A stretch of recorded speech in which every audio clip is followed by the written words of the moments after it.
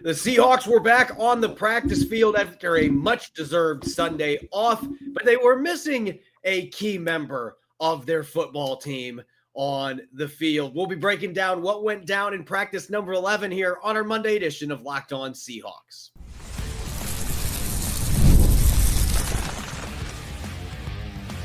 You are Locked On Seahawks, your daily Seattle Seahawks podcast, part of the Locked On Podcast Network, your team every day. Greetings, 12s. This is Corbin Smith, the host of the Locked On Seahawks podcast, your daily Seahawks podcast, part of the Locked On Podcast Network, your team every day. Glad to be joined. Feels like it's been like 6 years since my co-host in crime, Rob Rang, has been here, but he's back. Both of us ready to rock and roll here with our Monday edition of Locked On Seahawks. A special thanks to each and every one of you for listening in, whether you're in Corbin, Kentucky, great city that you happen to live in, by the way, or you are in Fort Benning, Georgia. We greatly appreciate each and every one of you for making Locked On Seahawks your first listen 5 days a week. The Seahawks already 11 training camps into the 2025 season, training camp practices, 11th going down today. They were missing a key ingredient in Mike McDonald, who was away for excused reasons. They're hoping to have him back at practice tomorrow. But without Mike McDonald there, Leslie Frazier running the show. Rob, let's dive into some things that transpired today. And as I mentioned, the biggest news being that Mike McDonald was not there. And it's already, I can say this as a reporter because, you know, you're always looking for the head coach. And when Pete Carroll was here, it was so easy to know where Pete Carroll was at. The Silver Fox never wore a hat. He was always running around, throwing passes like he was 25 years old. It was easy to know who Pete Carroll was. Any given practice, you know, well, he's away over there. I can see him. Stood out like a sore thumb. Mike McDonald is like playing Where's Waldo a lot of the time, trying to find him with his hat on. Like there's so many coaches have similar builds on this staff. He's really good at camouflaging himself. So we get about midway through the team period. I'm like, I swear I know where he stands during scrimmages, and I do not see him there today. Turns out Mike McDonald was not there. And with him not being there, Leslie Frazier was the one that was running practice. He's got a little bit of experience as NFL head coach, so the Seahawks were in decent shape, but got to oversee a pretty darn good practice, even without their head coach being there. And maybe the most encouraging thing that I saw all day, this offense took a big step forward. And I want to start the discussion with the two-headed monster the Seahawks have that's developing at tight end. Because, look, and you've talked about it, there's concern out there about did the Seahawks do enough at receiver? Do they have enough juice at wide receiver to make up for DK Metcalf leaving, Tyler Lockett leaving? When maybe we should be looking at those two tight ends in A.J. Barner and Elijah Arroyo and saying, wait a second, maybe the receivers aren't going to pick up all the slack, but they don't need to because these two guys are both in their own way going to be difference makers catching the football. A.J. Barner had a couple really nice catches on dig routes today, got some yardage after the catch. Elijah Arroyo plucking a pass from Jalen Milroe out of the air like he was catching a baseball. Ends up going 30-plus yards for a touchdown. I think a couple other nice receptions. Both these guys continue to show out on the practice field. And if the Seahawks can have that translate into game action, it's not going to matter if their receivers are not quite as potent. If you've got tight ends, especially one that can stretch the field like Elijah Arroyo is showing that he can do, then this passing game has a chance to be able to be just fine, even with the losses of Metcalf and Lockett. Yeah, no question about it, Corbin. And it is good to see you again, sir. It's been a while. I think that kind of going back to just the idea of the tight end in this offense. Look, Clint Kubiak's offense has always prioritized the tight end. Gary Kubiak's offense prioritized the tight end. And I don't want to go into the way back machine too far, but you think of those Denver Broncos systems. And of course, it was Easy Ed McCaffrey at the one wide receiver position. It was Rod Smith. And then there was a certain Hall of Famer in Shannon Sharp who was, running down the seam. And that is what I kind of envision here for the Seahawks. Now, obviously, this is 2025. It's not 1995 or whatever the case might have been there with that reference. But still, I think that if you have dynamic athletes at the tight end position, then they can be absolute game changers, especially if you're going to feature the running game the way the Seahawks anticipate doing. And it's going to force the safeties to come down into the box, try to slow down the run. That's going to allow the tight ends to be able to be very productive, especially if they can turn and run the way that Elijah Arroyo can. If they have that kind of red zone awareness that A.J. Barner already demonstrated that he possesses. And that's one of the reasons why, as we talked about before, when Noah Fant was released, that it wasn't surprising that the Seahawks anticipated or just recognized the fact that they had good, young, cheap talent at the position. And so I do think the tight end is going to be much more featured this year than we've seen in the past. I'm excited about Elijah Arroyo's upside. I am equally excited about what I feel like is A.J. Barner's kind of guarantee. I mean, knock on wood, obviously injuries can throw off anybody. But at the same time, A.J. Barner's game to me is really what this kind of comes back down to. And I just think that his consistency, his reliability, soft hands, reliable route runner, and then can also block is going to make him much more of a versatile weapon in Seattle's offense.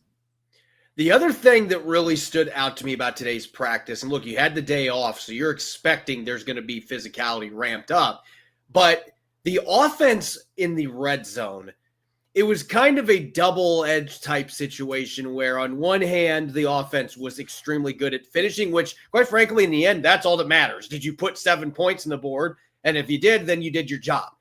And the offense was very effective. All three offensive units at finishing red zone drives. They had 4 red zone touchdowns today during the team period, and they had 2 of them from the first team offense. They had 1 from the second team offense and 1 from the third team offense. No turnovers down there either. So that was very encouraging. They did this while still struggling to create much push in short yardage on the run game. That is still the area with this offensive line that you have to figure out, how can we get this shored up? How can, when we need 1 yard, how can we get it to where the line can get it to where we can open up enough of a seam for a running back to get 1 yard? That was still a major issue today, but it didn't stop the Seahawks from scoring touchdowns in the red zone. Sam Darnold was able to get out of the pocket and then escape to his left to find Cooper Kupp on a comeback on a really nice touchdown pass, throwing against his body. You got to see Jalen Milroe and Drew Lock. Drew Lock at this point, that back foot throw, he is as good as anybody at that. And just kind of flicking the wrist, get the ball to Cody White. Cody White caught a touchdown from both Jalen Milroe and Drew Lock today. So his best practice that he has had in camp. And then the only way the Seahawks can run the ball in the end zone so far for most of training camp has been running outside. And George Holani bolted out on a sweep to the left, got behind a caravan and scored. So George Holani continues to do really good things. And he got first team reps today with Ken Walker III nursing an injury. So you have to get this short yardage run game figured out. And that boils down to your offensive line. Those guys are not getting push across the line. All of them, the entire group. They collectively are not getting the job done there. That is the next step. Can you start to push around a little bit? And look, when you're going against Leonard Williams and Byron Murphy and Jaron Reed and Jamarcus Lawrence, that's easier said than done. That is as good of a run defensive front as you're going to see in the NFL, and you have to face them in practice. But they got to find a way to shore that up. And at the same time, I'm very encouraged by what I saw today. Even if Charles Cross, it was nice to see him on the field. You didn't have him playing in the team session, but he's already back on the field. I guess that's another positive. But seeing them putting the ball in the end zone and finishing drives against this starting defense and all 3 units getting the job done, finishing in the opposing 20, to me, that is a very encouraging development after what we saw last year in that department.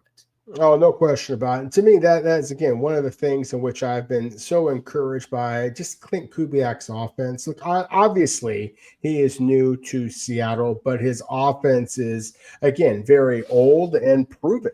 And so I do feel strongly that Seattle's red zone execution is going to take a significant uptick in 2025, even with the talented players that are Geno Smith, DK Metcalf, Tyler Lockett playing elsewhere this season. Again, it's just an offense that is proven in the NFL, with all due respect to Ryan Grubb and his scheme. I think that kind of ties back into the conversation we just had about tight end. I think that it ties in with the savviness that is Cooper Kupp and Jackson Smith and Jigba, even though they were not players that you just mentioned. Again, I think that they excel in those kind of areas. I think that the possibility of using Jalen Monroe on offense with the first team is also going to be something that is going to add some juice to this unit.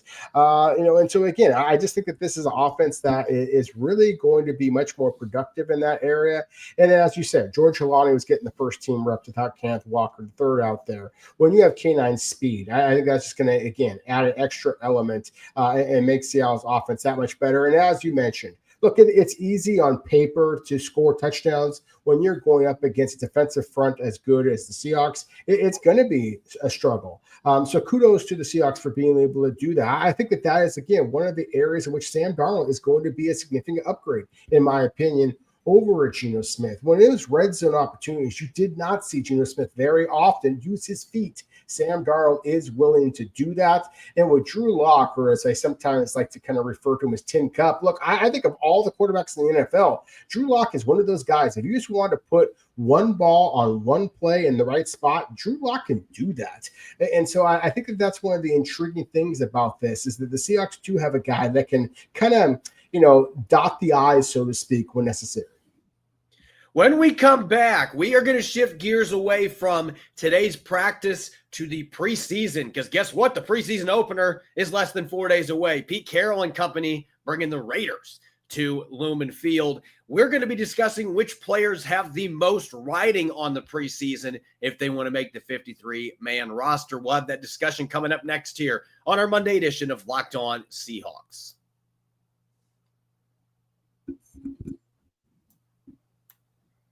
Time to fuel up and turn it up with 5-Hour Energy Transfusion. It brings the bold grape, ginger, and lime flavor of your favorite golf drink minus the alcohol into a quick, energizing shot. Whether it's sinking birdies or just making memories with friends, this one's a hole-in-one for your energy game. Let's be honest, some days on the course or off it, you just need that extra boost to stay sharp and energized. I've never actually golfed. I've got some people trying to talk me into trying it for the first time, but I do love myself a good game of mini golf, and I like to bank shots off of objects on the wall. I'm an ADHD golfer, I guess.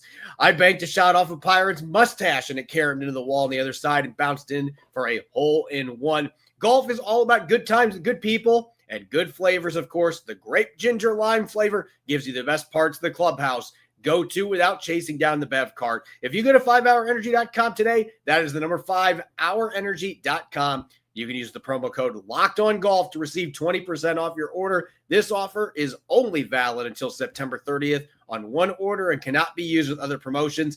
The code is not good on subscription orders.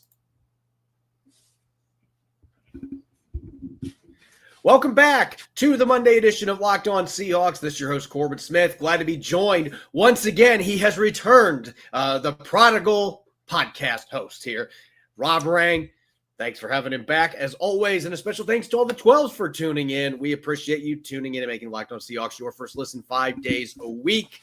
We are now 11 practices down in training camp. Once it gets started, it goes really fast. We've got the preseason opener, Seahawks and Raiders. Pete Carroll coming back to Lumen Field coming up on Thursday night.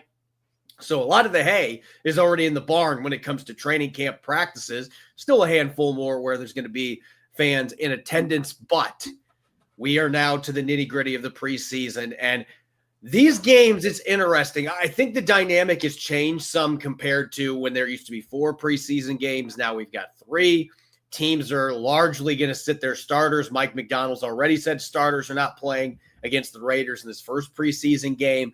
So the dynamic has changed quite a bit, but it is still a huge 3 days for players that are on the roster bubble, and even ones that aren't. Your bottom of the roster guys that are not going to be making this team. This is your chance to play NFL football in an NFL stadium and have the memory of a lifetime, or at least put some film for other teams out there to look at. So there's still a lot riding on this game. And when it comes to roster spots or winning starting jobs, these games still have a lot of significance. So keeping that in mind, Rob, we're going to dive into the players that you and I believe have the most riding, the most pressure on these preseason games, that they need to perform in these games to have a chance to secure a spot on the 53-man roster. With you returning, I'm going to give you the mic here first. Let's talk on offense. Who do you think has the most pressure on them going into this preseason to perform if they want to make the team on the offensive side of the football? Well, I think on the offensive side of the ball, we have to kind of go with the low-hanging fruit. There obviously is, very few positions in terms of starting roles that are up for grabs on this entire roster. That's one of the things I think that again is a kudos to the Seahawks. They have a quality squad, and so to me, the right guard position is a spot that I think that a lot of Seahawks fans are very much going to be focusing on, maybe center, maybe left guard as well. But I think that it's very clear that Gray Zabel is going to be the guy at the left guard position. That Oluwatimi feels like the strong favorite at the center position. But at right guard, with Christian Haynes struggling a little bit and snapping footballs when his opportunities at center, and then also has been struggling in terms of injury, in terms of just the effectiveness. Anthony Bradford got all of the reps at the right guard position, or at least the majority of the reps, certainly the starting reps during the scrimmage, then to me, Christian Haynes is where you have to start the conversation as far as guys on offense. Look, I think that you can have a conversation about receiver, at running back, but the low-hanging fruit, since you gave me the mic first here, on offense to me is Christian Haynes. A lot of pressure on him to perform well in this game against the Raiders and the rest of the preseason. Yeah, Haynes was number one on my list just because of the way this last week went. Again, this is a guy who was the right guard primarily with the first team offense all offseason in the first week of training camp. And then this past week, it was kind of like, well, we're going to have you get more reps at center. And then he really struggled there. Then he was dealing with a pec injury for a couple days. He was back out there and doing stuff in their team sessions today. But this has been a quickly regressing situation for Christian Haynes. And I'd like to see him turn things around here because there was a lot of optimism early in training camp about what he was going to be able to do. But since the pads came out, that hasn't translated. And so these games are going to be key, not only to be able to stay in the race to potentially play at right guard. I'm going to go as far as you need to play one of these games if you want to be on this roster, because look, if Anthony Bradford, who is getting most of the first team reps the last week, if Anthony Bradford ends up being the guy and he's on the roster, you've got Satawa Lamea. They still have some optimism they can turn Bryce Cable into something. He doesn't look like he's ready to be that guy right now. But they've got some young guards already on their roster that they're feeling pretty good about. And they've got tackles they really like. Mike Jarrell's taking a big step. Josh Jones is the veteran that they're going to be keeping around as the swing tackle. They've got some guys that they want to keep. Jalen Sundell can play guard, and he's still in the mix for that right guard position. So you might not be able to keep all of these players. So that puts a lot of pressure on 64. You need to go out and perform and get yourself back into this race, or at least justify keeping you on the roster. And I wouldn't say that that's 100% clear cut if he isn't able to start turning things around. I mentioned the name Cody White earlier, and the reason that I'm going to highlight him, because we're going to talk Dareke Young a little bit here at the last part of the show, and he's had a really good last week or so. Torrey Horton, the guy is just playing almost exclusively with the ones at this point. Looks like he has definitely passed Marquez Valdez-Scantling on the depth chart. And so, the receiving room is starting to solidify itself, in my opinion, to the point where 5 spots, I think Jake Bobo's on this roster. So if Cody White wants any chance to be a 6th receiver, obviously special teams is going to be a big part of that. We know he can play on special teams. He blocked a punt last year as just one example, but he's got to build off what he did today. There were a lot of missed opportunities for him where he wasn't able to quite cash in on targets that were thrown his direction the first week and a half. To go out and get 2 touchdowns today is a big deal, but he is going to need to keep that going in the preseason and outperform some of these other guys who are vying for that last potential roster spot at receiver. So I'm looking at him. I'm looking at Christian Haynes on offense. Those are 2 guys that are jumping out to me that I'm feeling like you need to have a big preseason to make this team. And on defense, there's two names that jump out to me immediately in the interior of the defensive line. Jared Ivey, who did not practice today. My understanding, it's nothing significant, but he had today off. They were resting him with an undisclosed injury. Jared Ivey is one of those really physical, down to the wire, to the whistle kind of guys that normally plays really well in the preseason. Hopefully he can avoid some of the extracurriculars that he's had on the practice field. But at the same time, I like that agitator role that he provides. And so I'm kind of excited to see what Jared Ivey looks like. If he wants to make this team, he needs to have a really good preseason. And in the secondary, Ty Okada, if Seattle is going to keep 5 safeties, which I would not completely rule out, Okada has had a good training camp, borderline great training camp. Go out and make plays against other teams in preseason games on defense and special teams. That might be your 52nd or 53rd guy on the roster. So those are the two players that I'm looking at that to me have the most leverage here in terms of making it or not making it based on what they do in the preseason. Yeah, I love the fact that you just referenced, kind of the defensive line or those edge rush roles and safety specifically. That's where I was going to go as well. Look, I think that Ty Okada is a terrific football player. I've been a fan of his for an awful long time. To me, he is a very smart communicator. He just seems like he is often in the right place at the right time, whether it be on defense or on special teams. And that, I think, is going to make it very difficult for a player like a Dareke Reed, who, again, I am very, very high on him. I thought that the injury to AJ Finley was going to possibly make that even more of a competitive situation. But I do have some questions about whether Ty Okada and Dareke Reed are both going to be able to make this roster. Perhaps if Seattle is unable to find a spot for both of them, maybe one of them is going to wind up being on the practice squad. But that to me is a very interesting position. You mentioned Ty Okada, so I'm going to focus in on Dareke Reed, who we all know is coming off of a knee injury, but at the same time has shown himself to be a dynamic athlete previous to that injury. But it doesn't feel like he's created enough buzz about him throughout training camp. And so that's where in the preseason could be critical for him. And then along the defensive line, at least specifically the edge rushers. Look, the Seahawks gave more money to Connor O'Toole, the edge rusher from Utah, than any other undrafted free agent. But throughout training camp, again, as I mentioned before, Dareke Reed, haven't seen a lot of buzz about Connor O'Toole. So to me, it is critical for Connor O'Toole to make the squad or even the practice squad to make some splashy plays. Jamie Sheriff a year ago, Corbin, was able to capitalize on a fantastic preseason and wind up getting himself a role with this squad, initially in practice squad, but also on the team itself. I think he's going to have to do the exact same thing. He's made some plays throughout training camp, but not enough of them, in my opinion, to guarantee a spot. And I would argue Tyreek Smith is in the very same boat. So again, at the safety spot, I think that Ty Okada, Dareke Reed, you're talking about probably one spot. I think there might be just one spot between Connor O'Toole, Jamie Sheriff, and Tyreek Smith as well. Again, even with the injury issues that are surrounding, say, Uchenna Nwosu. So injuries to veterans have opened up opportunities, but now it's on the young players to be able to seize those opportunities.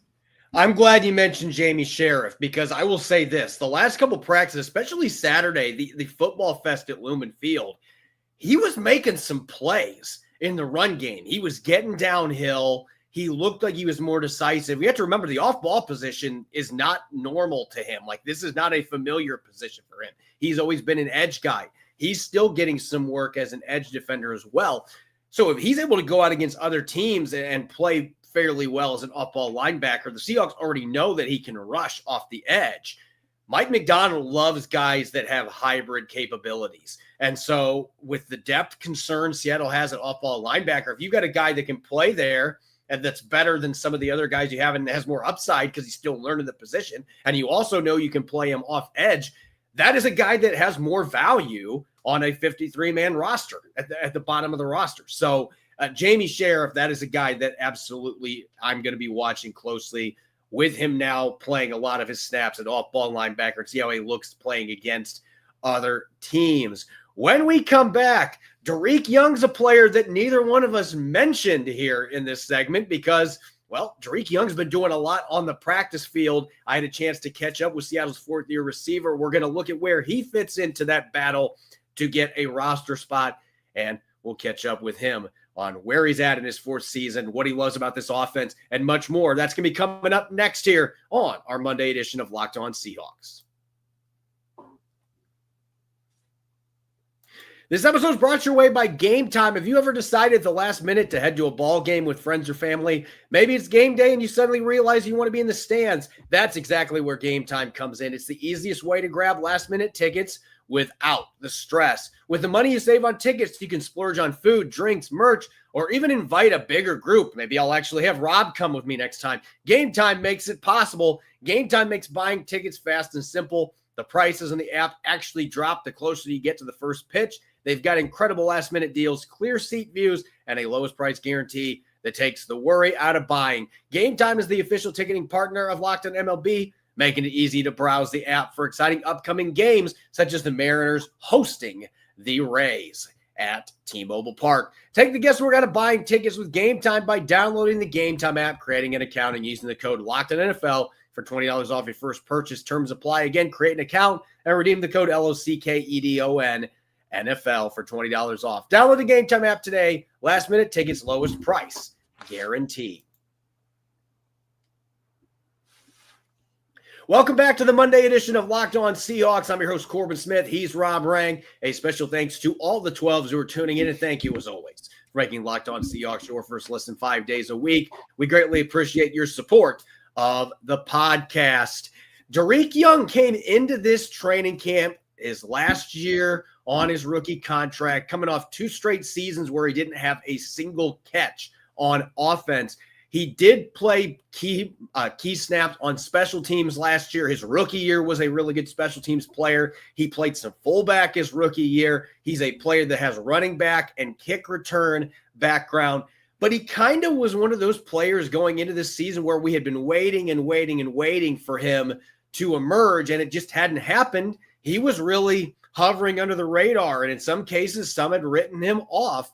And yet here we are now 11 practices into training camp. Young had a couple catches today on the practice field. He continues to make plays every single day. His touchdown streak ended today at 4 practices, but 5 touchdowns in 4 practices is a pretty darn good stretch. And he's been playing at a high level. It does feel like, Rob, now at this point, the fact that he and Torrey Horton got all of those initial reps as the kick returners on Saturday at Lumen Field. You couple that with the fact that both these guys have been making big plays, multiple big plays every single day. They're both getting reps with the first team offense.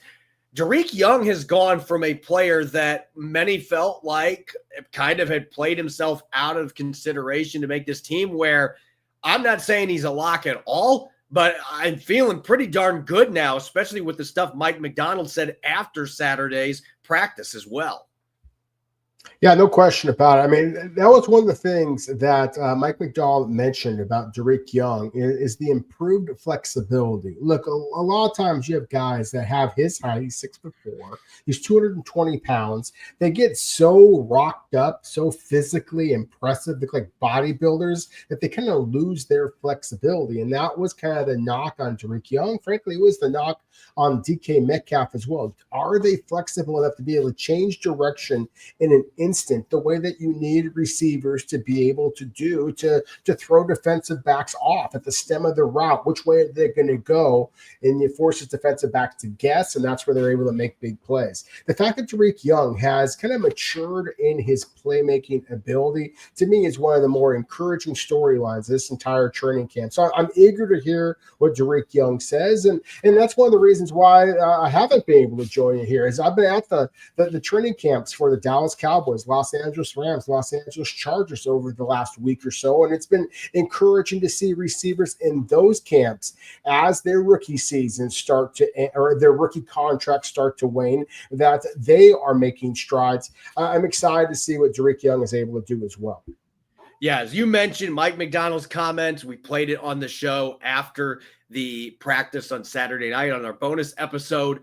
The talk about the flexibility improving and being able to get in and out of his breaks more fluidly. Like, it's been noticeable on the field. Like, that has been the difference. And he's made some spectacular catches too. It's not like he's just getting wide open and getting deep balls thrown to him and then just going underneath him. Like, he's catching balls with guys that are draped on him and have good coverage. He's David Tyree guys catching balls off of helmets. I mean, he has been doing a little bit of everything. And you can just tell that he's more comfortable and that he really likes this offense. And so I had a chance to catch up with Dareke quickly on the practice field after they wrapped up their session today. Take a listen. How's your fourth camp going, man? It's going good. A lot of growth, and I feel like I'm just getting better day by day.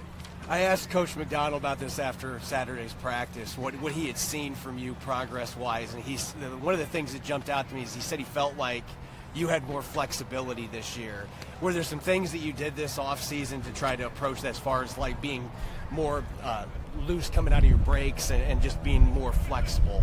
Yeah, I would just say I did a lot of stretches upper body-wise. I always felt like I had good flexibility lower body-wise, but my upper body was a little stiff.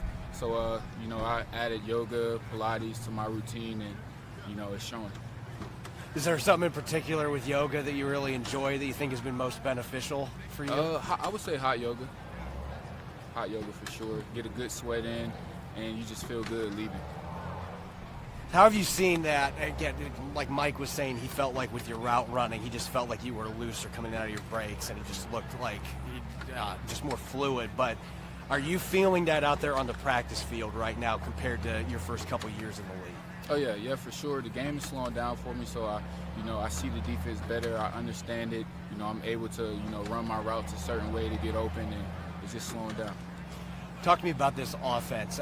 Jake Bobo, I was talking to him the other day, and he said that this offense is perfect it really accentuates any receiver. Do you agree? And what is it about this system that allows that to be the case, that it just fits everybody? Yeah, I definitely agree. If you're a short, fast receiver, you can succeed in this offense. If you're a strong, physical receiver, you can succeed in this offense. Just as long as you just know where to be at the right time. He said that the marrying of the run game to the pass game was the biggest reason why he felt like this was a great system for every receiver. As far as with your background, formerly being a running back and all the other positions, you got to play some fullback your rookie year.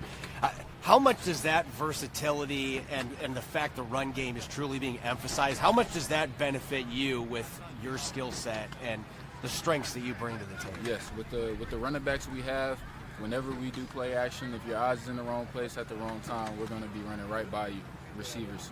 And I just feel like this is going to be a great year for our offense, a lot of explosive plays, and I feel like we're going to be one of the top offenses in the league. Jake was saying one of the things that he was most fired up about this offense, MVS also said this as well, but there was an excitement about that run game actually being prioritized to the point where you can really sell your block and then it looks the same in your stem and then you can take off.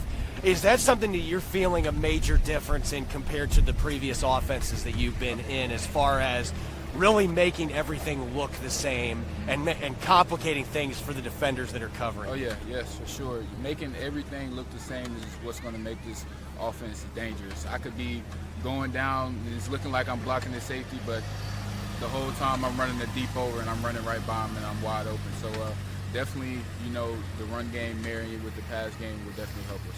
You were able to get a little bit of experience last year with this new kickoff and got to be back there for a few snaps. Looks like they're using you a lot in that capacity. Where's your comfort level at now with the way that this kickoff is set up with the new rules that were put in last year and understanding the two deep and the blocking schemes, the differences? How do you feel comfort-wise with that now? I feel comfortable. I feel like this year, we're going to get a lot of opportunities to return kicks, being that they're changing the touchback rules. So there won't be a lot of kicks going into the end zone this year. So, just the more returns I get, the more comfortable I'll get. And, hopefully I can house a few of them this year.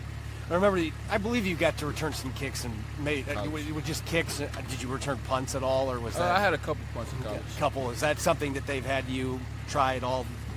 Yes, during pre-practice I catch both punts and kickoffs. So, just some emergency and, a couple guys go down, I could go back there and catch. You're now in the last year of your rookie contract. Is that something that you think about at all? And what are some goals that you have individually going into this season? No, it's not something that I think about. I like to be where my feet are, which is right now in the present moment. I don't like to think too far ahead. Some goals of mine really is just to, stay healthy, play in all 17 games, make a deep run in the playoffs, and bring a Super Bowl to Seattle. As always, you can follow me on X and Blue Sky at Corbin Smith NFL. You can follow Rob at Rob Rang. Make sure to subscribe to Locked On Seahawks on YouTube and wherever you get your podcast to make sure you don't miss a single episode. When we come back tomorrow, we'll be diving into takeaways from Tuesday's practice for the Seahawks, and we're finally going to reopen the mailbag, so make sure you're sending those to us on our social media accounts. We'll answer as many as we can on a Tuesday mailbag. Enjoy the rest of your Monday, and thanks for listening in. Go Hawks.